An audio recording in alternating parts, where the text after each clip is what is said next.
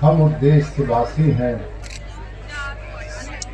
हम उस देश के वासी हैं जिस देश में गंगा बहती है। माँ गंगा के पावन तट पे आयोजित इस महत्वपूर्ण मानवता के इतिहास को नई ऊर्जा और संजीवनी देने वाले कार्यक्रम में मुख्य अतिथि के रूप में जो हमारे लिए प्रेरणा स्रोत हैं, मार्गदर्शक हैं और बेहतर कार्य करने के लिए प्रेरणा देते हैं, ऐसे माननीय मंडलायुक्त महोदय का मैं हृदय की गहराई से स्वागत करता हूं, अभिनंदन करता हूं। आदरणीय महोदय, आपने इस कार्यक्रम में अपना समय देकर हमारे बच्चों को, हमारी पूरी टीम को और मुजफ्फरनगर के लोगों को प्रोत्साहित करने का और आगे बढ़ने का, जल संरक्षण, पर्यावरण संरक्षण में एक नई दिशा देने के लिए सर आपका हम लोग हृदय से आभारी हैं और हम आपका पुनः अभिनंदन करते हैं। आज के इस कार्यक्रम के लिए हम लोग सौभाग्यशाली हैं कि जिन्होंने अपनी पूरा जीवन, अपना सब कुछ भावी पीढ़ियों के लिए लगा दिया, ऐसे ही हम लोगों के बीच में जिनको जल पुरुष, खेत में पेड़, मेड़ पर मेड़ जैसे नारे देने के लिए भारत सरकार ने जिनके अहर्निश सेवाओं को रिकॉग्नाइज करते हुए पद्मश्री से अलंकृत किया, ऐसे हमारे बीच में पद्मश्री उमाशंकर पांडे जी हैं। मैं महोदय आपका भी हृदय की गहराई से स्वागत करता हूं, अभिनंदन करता हूं। महान विभूतियां काम करने से पहचानी जाती हैं और आने वाली पीढ़ियों को वही दिशा देती हैं। इतिहास उन्हीं को याद रखता है। हम लोगों के बीच में कमल सिंह चौहान साहब हैं, जो अटेरना के रहने वाले हैं, सोनीपत हरियाणा के, जिनको father of baby corn of India कहा जाता है। ऐसे सी पद्मश्री कमल सिंह चौहान साहब का भी हम हृदय की गहराई से स्वागत करते हैं, अभिनंदन करते हैं। हम लोगों के बीच में मेरठ से रमाकांत जी हैं, जिनको नदी मैन ऑफ इंडिया कहा जाता है। हमारे साथ वो बहुत सारे जल संरक्षण कार्यक्रमों में हमारे साथ कंधा मिला करके साथ देते हैं। मैं आपका भी स्वागत करता हूं, अभिनंदन करता हूं।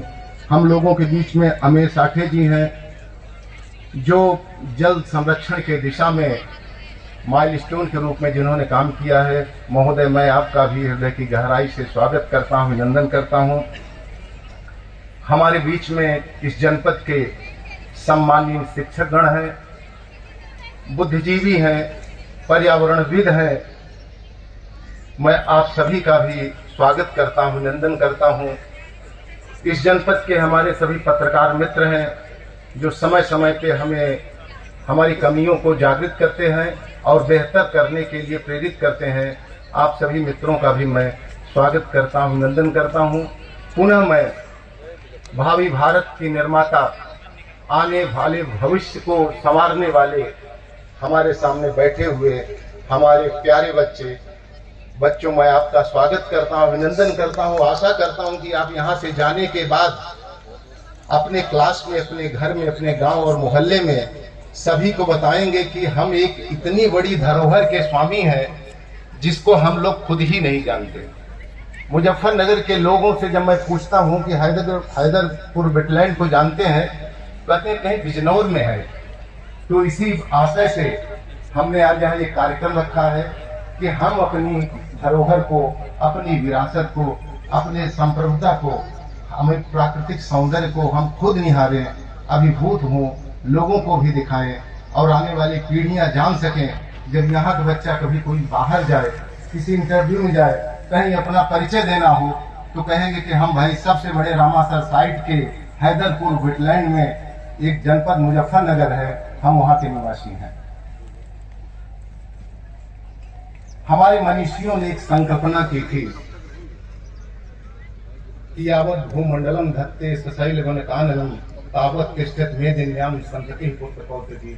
जब तक ये जंगल, ये जलराशियां, ये पेड़ पौधे सुरक्षित रहेंगे, तब तक उन्होंने गारंटी दिया था कि हमारी आने वाली संततियां भी सुरक्षित रहेंगी। और आज हम एक ऐसे समय में खड़े हैं। मैं आपको बताना चाहता हूं, ये ऐसी भूमि है जो द्वार के नाम से जानी जाती है, जो एक तरफ से गंगा और दूसरी तरफ यमुना पवित्र नदियों से घिरी हुई है। यहाँ का वाटर जल स्तर जो है अपने में कुछ साल पहले में बहुत बेहतरीन माना जाता था, लेकिन मैं आज आपको बताना चाहूंगा कि हमारे 9 ब्लॉक में से 3 ब्लॉक क्रिटिकल घोषित हो चुके हैं, 2 ब्लॉक सेमी क्रिटिकल घोषित हो चुके हैं और 1 ब्लॉक अति दोहित ब्लॉक के रूप में रिकॉग्नाइज किया गया है भूगत जल सर्वेक्षण विभाग के द्वारा। अर्थात यह बताता है 9 में से 6 ब्लॉक क्रिटिकल जोन में जा चुके हैं, जो आने वाले समय के लिए एक अलार्म की तरह है।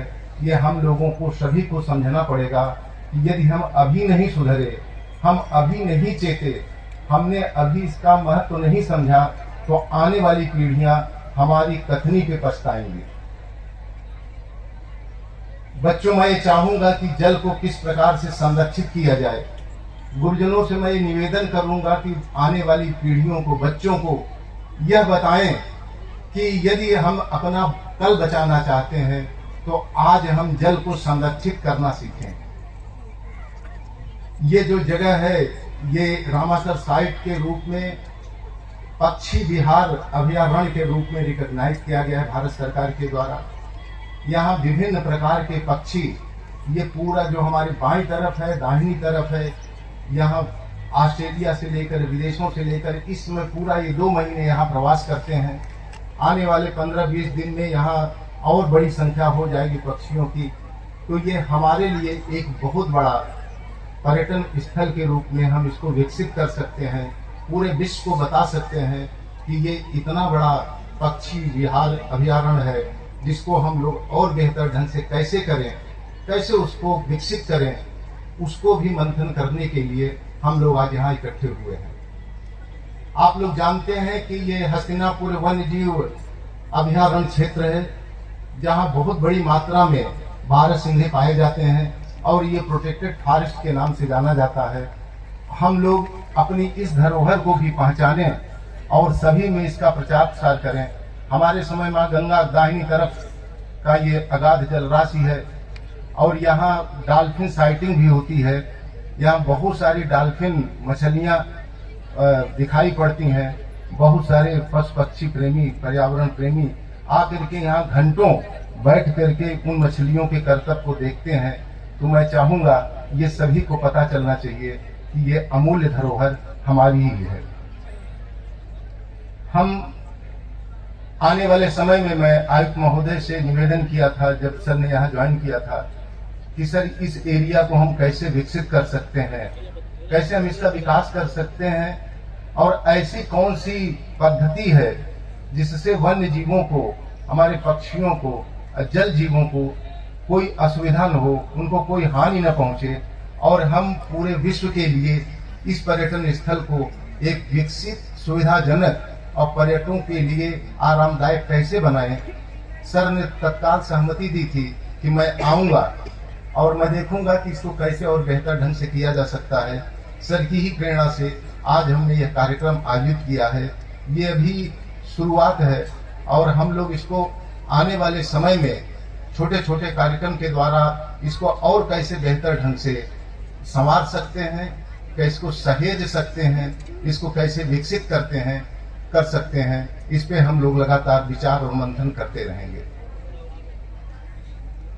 कहा जाता है कि जो पीढ़ियां, जो समाज, जो सभ्यता और जो देश अपनी धरोहर को, अपने गौरवशाली अतीत को नहीं पहचान पाता, उस पे गर्व नहीं कर पाता, उसकी अस्मिता और उसके गौरव को अपने आत्माभिमान का विषय नहीं बना पाता, वह सभ्यता, वह संस्कृति, वह देश और राष्ट्र समाज बहुत दिनों तक विकास के पथ पे सर्वोच्च स्थान नहीं प्राप्त कर सकता। हम बहुत बड़ी एक गौरवशाली परंपरा के वाहक हैं। हम वही, ये जगह है हस्तिनापुर। जब वन्य जीव अभयारण्य का नाम ले रहे हैं तो हमें लगता है कि एक महाभारत कालीन ये सर्किट है, जिसके दाहिनी तरफ कुछ ही दूर पे विदुर कुटी का आश्रम है, जहाँ महात्मा विदुर पांडवों से और कौरवों से युद्ध के बाद वितरागी होकर के आके यहीं रुके थे। भगवान कृष्ण ने आकर के वहीं उनके हरे साग की पत्तियां खाई थी और दुर्योधन के मेवा को छोड़ दिया था। यह वही जगह है जहां हस्तिनापुर कुछ ही दूर पे हस्तिनापुर का पूरा क्षेत्र है, जहां से महाभारत कालीन सभ्यता और संस्कृति का विकास हुआ था। और हम विज्ञान और ज्ञान के क्षेत्र में बहुत आगे बढ़े थे, लेकिन आपसी मतभेद और वैमनस्य के कारण वहीं सब कुछ अपनी सभ्यता का नुकसान भी किया था। तो कहा गया है कि यदि हास तदन्यत्र यन्ये हास तत्कचित, जो कुछ महाभारत में है वो हर जगह है, और जो महाभारत में नहीं वो कहीं नहीं है। अर्थात सब कुछ मानवता के विकास के लिए अधिकतम मूल्य और सब कुछ विनाश के लिए अधिकतम अवमूल्य यही पाए जाते हैं। तो ऐसी परिस्थितियों में हम लोग पुनः इकट्ठे होकर के एक बार विचार करें, अपनी प्राकृतिक धरोहर सभ्यता और संस्कृति को पुनः मूल्यांकन करें और उसको पूरे विश्व में स्थापित करने के लिए प्रयास करें। इसी आशय से मैंने आप सभी को, हम सभी ने आप सभी को यहाँ आहूत किया है, बुलाया है। आपके विचार, आपके मार्गदर्शन, आपकी प्रेरणा और प्रोत्साहन हमारे लिए बेहतर करने का एक कारक होगी। इन्हीं शुभकामनाओं के साथ, इन्हीं भावनाओं के साथ, आकांक्षाओं के साथ मैं आप सभी का हृदय की गहराई से पुनः स्वागत करता हूँ, पुनः अभिनंदन करता हूँ। इन शुभकामनाओं के साथ आपः शांति, औषधयः शांति, वनस्पतयः शांति। आप सभी का पुनः बहुत बहुत धन्यवाद।